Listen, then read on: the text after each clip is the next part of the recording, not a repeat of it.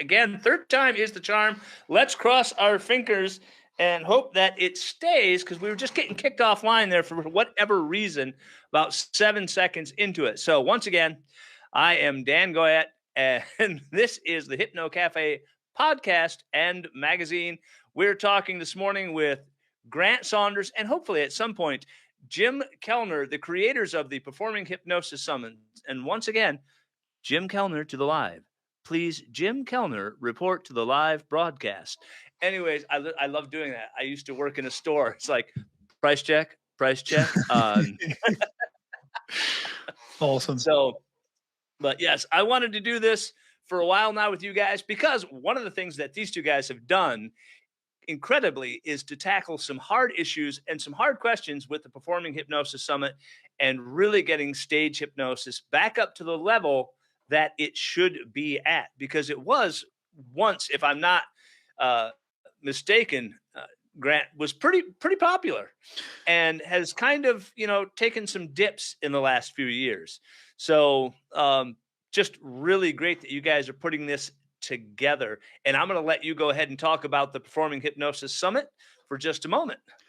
Yeah, well, it's one of those things that came about, like you said there, like stage hypnosis used to be really popular. I think with lots of different types of variety entertainment, it goes through waves of popularity. And what makes stuff popular is, look at ventriloquism. Ventriloquism had pretty much died out. I'd not seen vents for years.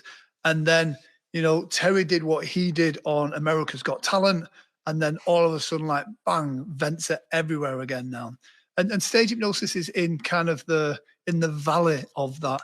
There's not been someone that's breakthrough for a few years, so it's dwindled a little bit in its popularity. There's lots of young people, those young people. There's lots of young people that haven't seen a live stage hypnosis show. They do see some stuff on TikTok, and TikTok is doing a brilliant job of pushing that forward. But yeah, me and Jim were having a conversation at a conference a couple of years ago, and it was kind of like, through our talks, through our network of stage hypnotists, it was like, let's do something and get them all together. Not for us, not for ego, not forever, but let's just get a collective, because we all work in our own lane. We're all road warriors. We're all out there doing stuff, and it was like, let's get a collective together, like what hypnotherapists have done. Hypnotherapy has never been as popular as what it is now, and at those conferences. And there's loads of great conferences for hypnotherapists, and some of them mix up with stage as well. Heartland, phenomenal conference that has a great stage track there as well. But it's like, let's get people together, having those open discussions in that open format for something just dedicated for stage hypnotists. So we did the online summit last year, which for me, there was some great moments in that. And me and Jim always get excited when we talk about the round table, where there was some legends in the industry that hadn't spoken for years. These were rivals back in the day, but they kind of got together and were having that open dialogue, that discussion. And, lots has grown from that as well. So, yeah, really excited about this year as well. We're kind of going from the online to, a hybrid of both online and in person, because those conversations at the coffee shop are so important when you kind of, out of the classroom and into the social element. That's where the real discussions happen. Yeah, absolutely. And one of the things is you make those connections, but I know that when I go to a conference, because clinical hypnotherapist, I go to the hypnotherapy conference, but I always come away from a talk or a presentation with one or two good takeaways. And then you're able to meet with that person that did the presentation and really get into it deeper and say, hey, when you said this, what did you mean? And how do I do that? Yeah. And how does that happen? And that's always great. And I know you guys are doing something, or you've kind of talked about doing something. I don't want to say the collaboration, because that is obviously we're all doing that, but more of a mentorship. You're kind of putting that together for the younger people. And you were just talking about that a little bit. So I think that is, important and innovative in the way that it really, those tough questions. It's like, how do I make money as a stage hypnotist? And how do I market myself? And how did you do it? So It becomes so important. And yeah, go ahead Yeah. on that. I mean, it's interesting because, like you said, you can go to a talk sometimes, and there's some great talks. But the problem is in the middle of that talk, you have got an expert, an authority on a particular topic or niche that is doing their thing. And you don't want to derail that sometimes by asking a question. And what you may feel is a foolish question. I know, I remember going to one of my first conferences. I've been doing stage hypnosis professionally for 10 years, probably a bit longer before I went to my first conference. But then there was some really kind of fundamental questions I wanted to ask. But then I felt like, but maybe that's too, 101. That's simple stuff. And this is complex stuff. But then after the talk, you can kind of go up and there's no shame and you're not being singled out. You can kind of go up and go, listen, that was great, but here's the situation I've had. And this is the challenge that I've had. So you can have real kind of complex conversations about the fundamentals of your show. And those things happen, I think, outside of the main talk arena as such. Yeah, you're absolutely right. And so I just got a message from Jim. So I'm going to send him the new link here real quick and see if he hops on because, we had to start over again And again, because and of again. technical difficulties, which I think was my fault. So because clearly my fault. I'm not sure what happened there. I had a little issue, but so we just sent that message to Jim. And you guys picked the Orleans Hotel, and I always want to say the Orleans, and it's just Orleans, as I believe. I don't know why I add that, but I've been there many times for other conferences in the past, and it is a really great venue. And looking at the hotel room rate, Jim sent out the link to me the other day for the time to be there. It's really good price. Yeah. So yeah, very economical, very easy to get to. People know it, and it is, synonymous. I've seen over the years many times up there on the big marquee, a lot of stage hypnosis shows happening there. So that's a good place to have it. And if there's ever a venue that has a history of hypnosis in Las Vegas, it is this one. It was the home for Hypno Thoughts Live for many years. They've gone to a new home, and I think that gave us an opportunity because I think with venues, and when you book venues, you kind of know this. When they've got an established show in, every year they try and put the price up, and they make sure that organizer gets screwed as much as possible for the price. But then once that person moves and goes on to pastures new, all of a sudden they're like, all right, let's see if we can do a deal to get somebody else in. And so I think because they lost the world's biggest hypnosis conference, it makes them kind of go, all right, let's do a great deal on this. And we were very fortunate that Jim negotiated a fantastic deal because Jim is, he is a negotiator. He also never negotiate with terrorists, children, or Jim Kellner. That is true. I should take a moment to do a quick shout out to Jim. He is doing a series of articles in the Hypno Cafe magazine on street hypnosis. And the first one of those articles is going to be coming out in the winter edition. And we're just really happy that he did that. And I didn't have to negotiate with him, which is a good thing. It's one of the things that I think has come out especially over the last couple of years, not just in stage hypnosis, but in business in general. It used to be kind of, we came out of the 80s and 90s where it was like, it's not personal, it's just business. And it was dog eat dog, and it was all about that. Now I think we're very much into that, especially since COVID. We're into that collaborative era where professionals know that it's easier to work as a group. It's easier to have that collective consciousness of driving your business forward and doing that together. And Jim is very much of that mindset, which is why me and Jim get on so well, because we are about, it's not about what can I get today. It's not about feeding me today. It's about what's going to be good in the future. What can we do to help the industry? What can we do to, was it a rising tide raises all ships? Guess what? Hold on. Ladies and gentlemen, Jim Kellner. So good morning.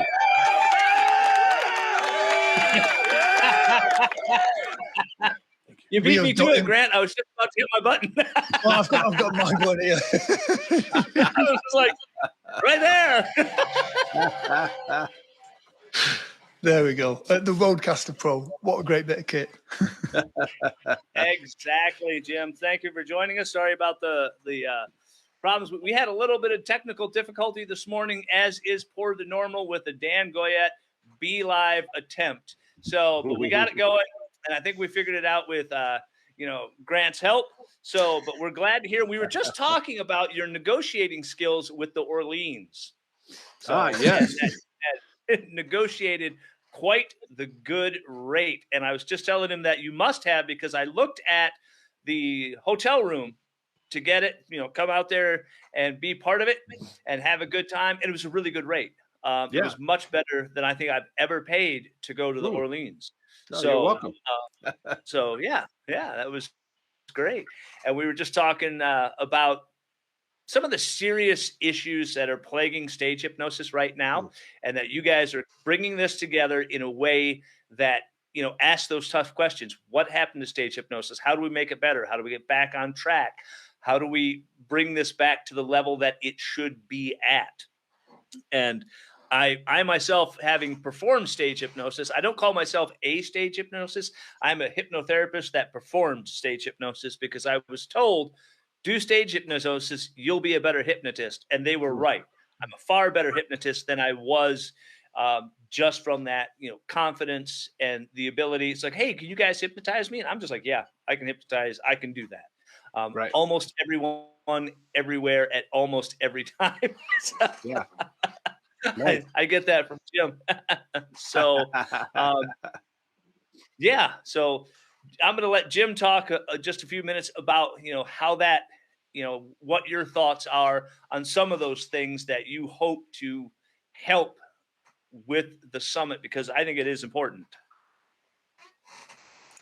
Well, yeah, I think so. A couple of the issues that I think are important. Well, Grant and I, from the moment we met, it was very, we knew we wanted to work together. We wanted to collaborate on something. And one of the things that we kind of noticed is that there's so much scarcity thinking in the stage hypnosis world, where it's like, I got to grab it all for myself.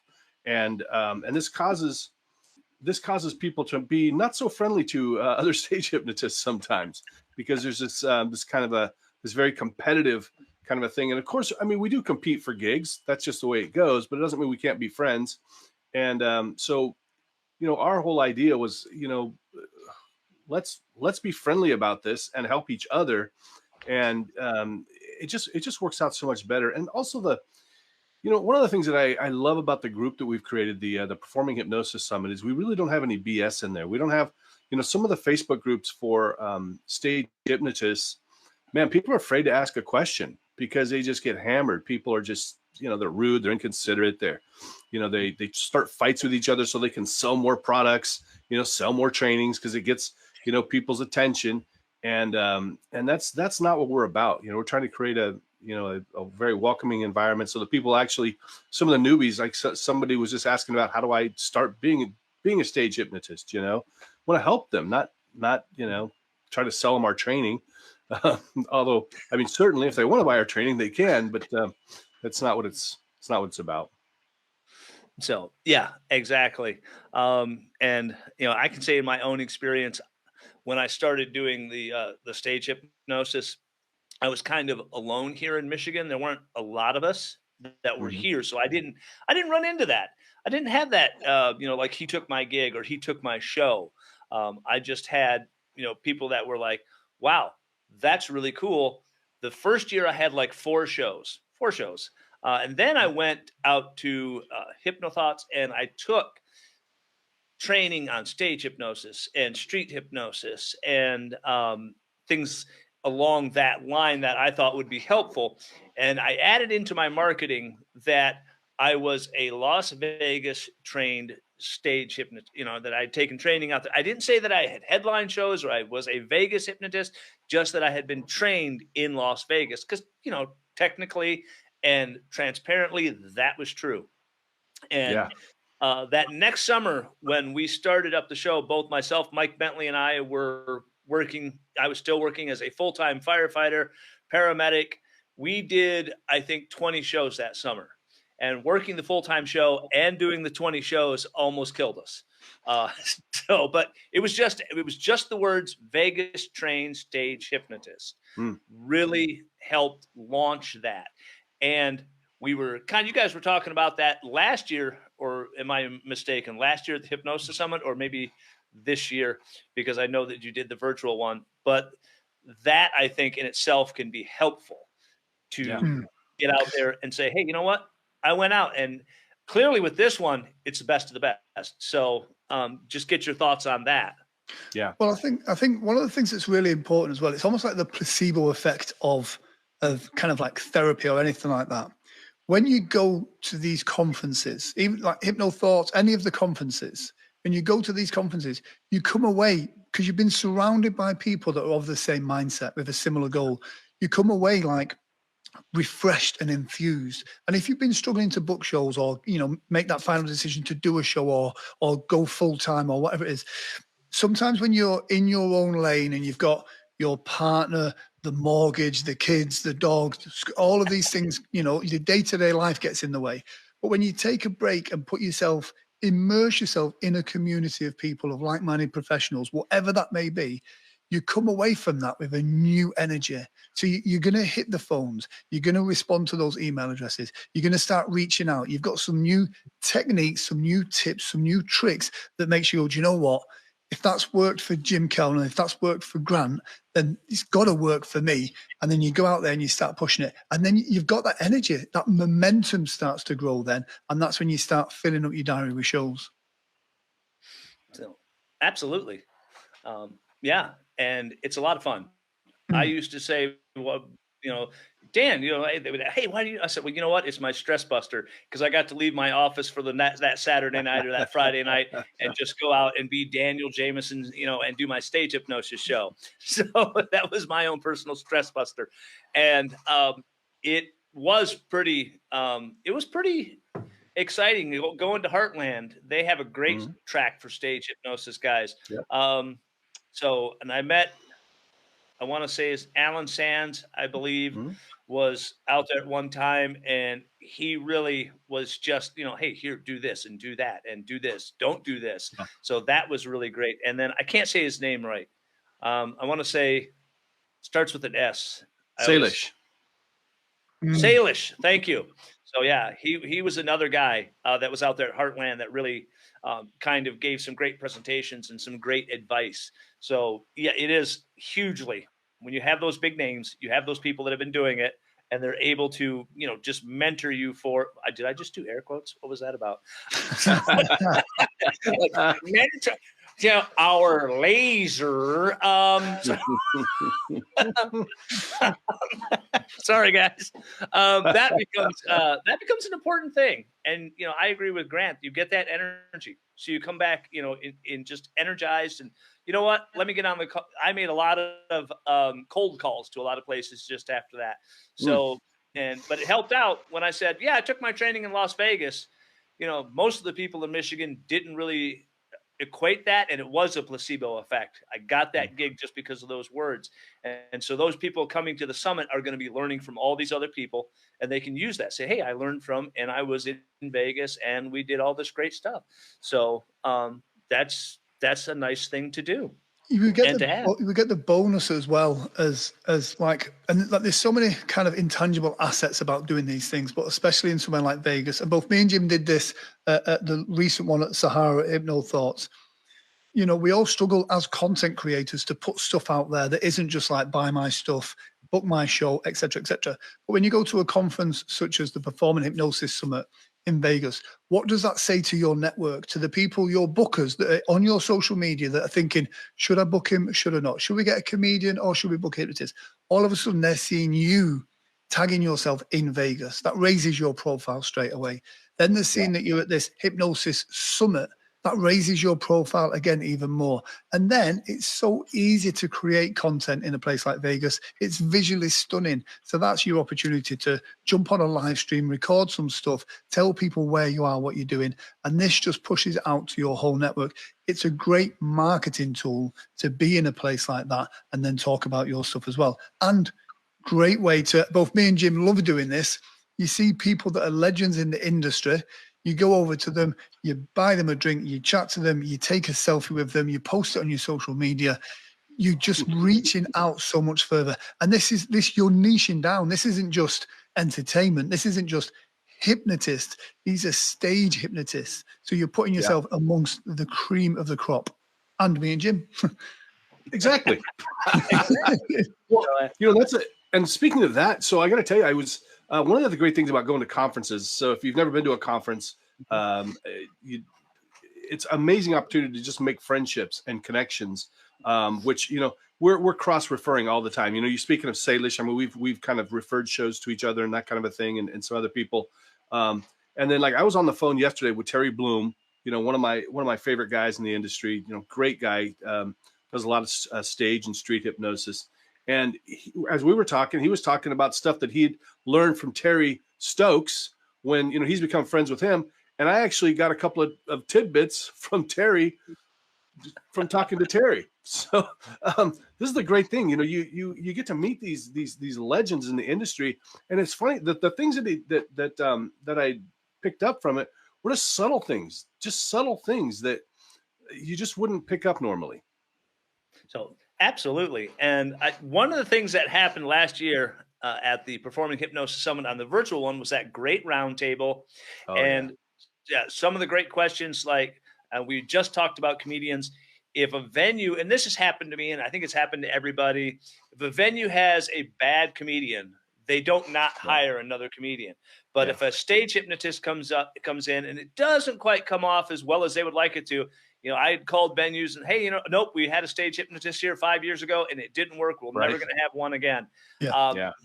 That's a big question that you guys asked at last year's and are looking to solve. So let's talk about that for just a moment, because I mean, that is an impact in the industry. Not that I'm an industry expert, first of all, full disclosure, not an industry expert of stage hypnosis. I think a lot of it is about, and Paulette has put a great comment in the comment section here. Paulette St. Louis says, you guys present an atmosphere of comfort and growth. Not once did anyone try and tell me I couldn't. It was you've got this, I've got you, just try it, trust yourself. Your community is amazing and priceless. Thank you. That's what it's about. It's about, if we're in an environment where it's negative and people are pulling people down, it becomes very difficult for someone that if they have a bad show, they have a negative experience, it's difficult for that performer, that hypnotist, to then put their head above the parapet and go, oh, this happened to me last night, where did I go wrong? For fear that everyone else is going to jump on them and tell them how terrible they are. So only once you get beyond that, you realize that we all kind of have bad shows. And by having a safe place where we can shine light on that, it enables other people in a positive way to kind of go, maybe you should try doing this, or maybe this, and what you're doing, 80% of this is brilliant, but just tweak this bit and then that can do it. Because that's what it's about. If we help stage hypnotists be better, I say we, I mean that's the general community, not just we. If we can help stage hypnotists do better, then there's going to be more bookings for stage hypnotists. It's as simple as that. Yeah, absolutely. And also, raising the at one point, you talk to people like Jim Sellis, who, was doing this back since the late 80s, early 90s, when you could really make a good living at this, because the shows were really good, and it wasn't as much the chaff that's out there now. We got people trying to book corporate shows for $300. That's lowering the standards for the whole industry, making it harder to make a living doing this. And as we communicate with each other and we talk to each other and we go, hey, you know what?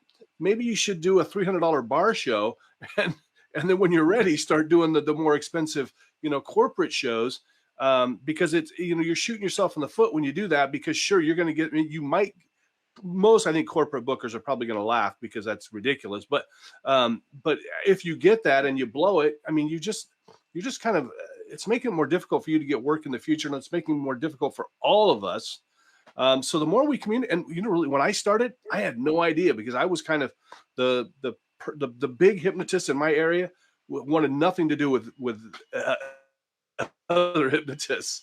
And so I had no guidance at all. And so, yeah, I was trying, I thought 200 or 300 bucks was fantastic, because I came from the world of stand-up comedy, where, you know, you get 300 bucks to headline a show, and you think you're rich. But you can't make a living because you can only work 2 days a week, you know, Friday and Saturday. And Yeah. so, yeah, that's one of the things that we've got to start doing, is making stage hypnosis special. We should be at the top tier of entertainment. And this is when I talk to bookers, I'm like, hey, if you don't have much of a budget, I recommend doing karaoke or something, you know, Yeah. or getting a band or something. There's just sometimes, you know, I can't afford a Porsche, right? I don't get to have a stage hypnotist for 300 bucks. You know, I don't get to have a Porsche for what I pay for my Toyota. So, and that's what we have to start thinking about, is raising the profile of stage hypnotists, so people are excited and go, oh my God, yeah, what you guys do is absolutely incredible. No, yeah, I agree. And when I started doing it, that's bars. That was what was in Houghton Lake. That was what I was around. But the bar show was $500. Yeah, that should be there now. Eventually, well, eventually it went to $800 because we were bringing, I know I've shown you guys pictures. We were bringing in the 15, 20 feet of lighting. We were lighting up the chairs. Yeah. We were bringing in the throne. We had Sarah, we had the sound engineer. And when I would tell guys this, it's like, well, no, it's not just me. I've got to pay my sound engineer, and I've got to pay my lighting guy, and I've got to, like, oh, okay. So $800, they were very happy to pay that. Consequently, on the other side, show didn't travel well outside of Michigan. So, but that's okay. I stayed in my wheelhouse. I stayed in Michigan. And I will say this, and I said I've mentioned it before, and I don't want to be talking, I'm not going to say that the company does this or the companies do this. Gig Salad and the Bash, it's not their fault. There is that competitive that you guys talked about. Yeah. I tried it as a way to get gigs, and I very quickly discovered it was a race to the bottom for the price. There was always somebody that would do it for $200, and invariably I would get a phone call back. Oh, we should have hired you. Well, you spent $200. You get what you pay for. And I was just wondering what your thoughts on that were. I know that they're great for advertising, but maybe I had a poor experience with that, just based on solely getting that monetary income to come my way. Because I'm just wondering if those are things that perhaps we can utilize, if I'm saying that question correctly. Well, it's interesting. The Grant's on the call too, because literally when Grant and I were driving back from I don't know if it was the year before at Michigan, I got a call from somebody I'd talked to about doing a show, and had hired somebody else that was less expensive, and I wasn't available anyway, but it was less expensive, and I'd asked her, I said, well, let me know how the person works out for you. And she said it was an okay show, but she was pretty disappointed because there were several things. The way they dressed, they didn't have their music with them, these kind of things. And so it was kind of funny. They were like, yeah, maybe we should have just rescheduled and had you. So this is the downside when people are going for that. For some reason, entertainment, a lot of times people don't get that you get what you pay for. There's a reason somebody's only charging $300. To do a corporate show. It's because they got plenty of free time because they're not working, So yeah, that's a great point, Dan. I think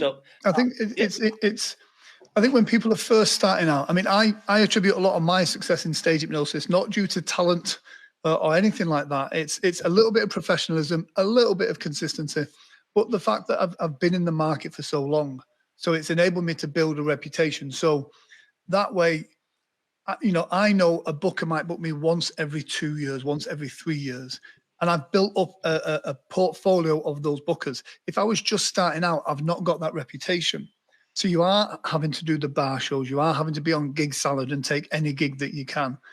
And I think it's our job as entertainers that if we are responding to something on like the Bash or Gig Salad, it's our job to educate those bookers to kind of go, if you want someone that's new, that's inexperienced, and that's going to be cheap. But if you want me, then you're paying for those years of experience. If I go to a mechanic to fix my car, I have a choice. I could go to a backstreet garage and get it done a little bit cheaper, or I can take it to Jaguar, where I know a specialist who knows exactly what they're doing is going to work on that car. That gives me that peace of mind. Bookers that have their reputation to uphold when it comes to putting on corporate events or fundraisers, they need to know that they're in good hands too. And so I always like to kind of go, listen, if you want somebody cheaper, then this is going to be the danger that you go. But if you want that peace of mind, that reassurance, then that comes at a cost. Yeah. So yeah, and that's the kind of information that new people and even people that are maybe like in their first 2 years, that's what they're going to get at the summit. Yeah. They're going to be able to get that information. It's like, here's how you book, and here's what you should charge on a basis for what you're doing, so that they're not underselling themselves, so that they can get to a point where they don't have to scoop every gig. Yeah. And that's it. I know Jim and I had talked about that, so.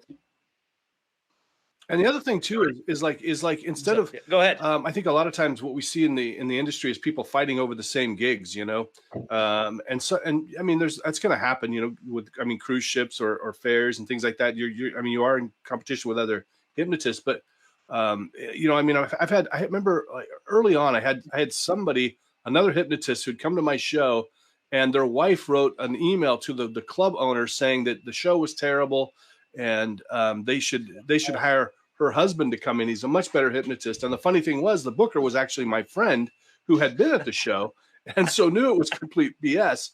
Whereas that person, so they've just burned a bridge, right? With the club and myself. Wouldn't it be better just to go to a different venue and go out and try to open up new venues? There's no reason we can't have a couple of hypnosis shows going on in a major metropolitan area in one night, right? I mean, or at least one on the weekends. I mean, I remember back when I wasn't doing hypnosis, but if you try to find a hypnosis show going on, it can be really tough. I get people calling me from Phoenix going, "Hey, when are you doing a public show?" And so there's plenty of opportunity for us. We don't have to compete for the scraps. And it would have been much better if they just would have sent their info in and said, "Hey, I saw you had a hypnotist. If you want another one, please hire me. I'm great." That's the frustrating thing. Yeah, people are lazy, especially when it comes to what we do, and so they kind of go, "Oh, they've booked him, so if I do it cheaper, they'll book me." When the reality is, like Jim just said, then there's lots of venues out there. When you consider you can do a hypnosis show pretty much anywhere. I think there's a great meme that I saw recently about, I think it was New York City. Just in New York City, there's enough restaurants that if one person wanted to eat out every single night, there's enough restaurants so that they could go 53 years without going to the same place again. So that's New York. So when you take into account how big the world is, that's a lot of venues that you can do. So scout venues are places where you would like to work that might not necessarily happen, because if you're the first hypnotist to do a show at a venue, they're gonna love you. And so you're starting fresh. No one's ruined it or soiled it in the past. You're the one that's putting in the work to make that work. And if you put bums on seats, that's what always buys loyalty. Yeah. So, yeah, absolutely. That's funny that you said that. Stage Hypnosis Anywhere. One of the very first shows that we'd ever done, I can't remember the name of the club. It was in Clare. I can see it. It was back when we were still the Rock and Roll Hypnosis DJ show. I know, inventive name. So sounds like a fun night, though. We had gone in there and we had a really, really good show. And just as we're getting ready to leave, I was walking out and there was like 12, 15 college kids. It was a college town out in front of the venue that couldn't get in because they were 21. I must have done another 30 minutes out there with those guys, just right out there in front of the bar. And the owner came out and paid me another $100 for just doing that. Cool. So because, and we went back there and then eventually it was sold. But that's right. That was just a huge thing. that was, and I didn't realize the importance of that at that moment for brand, if you will. But he said, well, that's why I brought you back. And that's why I brought you back. Mm. So it's like, it was really, really good. And I've not had that happen to me. I've not had another stage hypnotist come after me or do the things that you guys are talking about, just because at the time, I don't think there was that many here in Michigan that I knew of. They kind of came in. Richard Barker would come in every year and do the fair out at the Ogemaw County Fair. He would come in and do that for a while. And that was kind of a big name. So once I found out who Richard Barker was, I thought, man, he's doing the Ogemaw County Fair. So, Yeah. but there was a method to his madness. He came out and he did it, and that fair board knew who he was. So if something happened in that area of Michigan, he certainly got the bookings, which was just great that you can do that. So it's advertising through what's the word I'm looking for here, guys? Skill, if you will. Not that I had a great amount of skill, but so yeah. The good thing we have as hypnotists is, especially if we're doing a venue that hasn't seen a hypnosis show before, it looks amazing what we do. And so it becomes remarkable. People are talking about it. So even if you do an averagely good job, your reputation is going to raise up exponentially. So it is about, what can we do to fine tune those little things, to get better skit creation, to market better, to feel good about what we're doing. And, you could spend years going to various different courses, mentors, and all of these things. And the thing is, when it comes to picking a mentor, which is so important, you can spend a lot of money online and realize that mentor's not right for you. By going to the conferences, especially the Performance Hypnosis Summit, what you're finding is these are the people in your niche that are doing your work. You can have those conversations with them at the bar. You can pick their brains, find out if you align with them. Then you can invest your money on a training with that person. Then you can decide whether you're going to pick them to be a mentor or anything like that. Or it may be something that you want to collaborate with them on another project. That concentrates all of that information into one place over the space of a couple of days, where everybody you speak to probably has something of value that they can share with you. So that is the reason why these things are so important for the stage hypnosis industry. Yeah.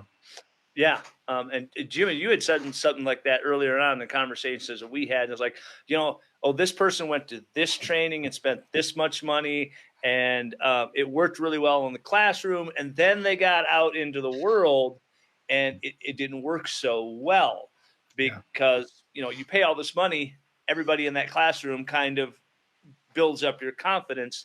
And then you get out into the world and you're like, well, why didn't it work? Because they think that it just works all the time. And clearly not that person's training was bad or that it was, they didn't do it right. It's just, as Jim has said, you got to look at it. You got to look, does it fit for me? And if I'm saying that right, Jim, because I'm trying to remember the conversation, so I don't remember exactly. Actually, Dan, I think it's from the Street Hypnosis article I sent you. Okay. But I mean, we may have had a conversation about that too. The reason I had mentioned that was because sometimes in these courses, you go to a conference or something and you learn something or some other training, and you think this induction or something is going to work great, when the reality is that it was just because the instructor had a lot of influence, and you're around a bunch of other hypnotists that are pretty easy to hypnotize. And you take that out in the real world and it's crap. It doesn't work. And you're probably, sometimes you might be doing it wrong, but sometimes it's just because, and I'll tell you, one of the things too, is like some of these things, like, and Grant and I have talked about this too. There are people that are teaching stage hypnosis that have literally never done a show. Mm-hmm.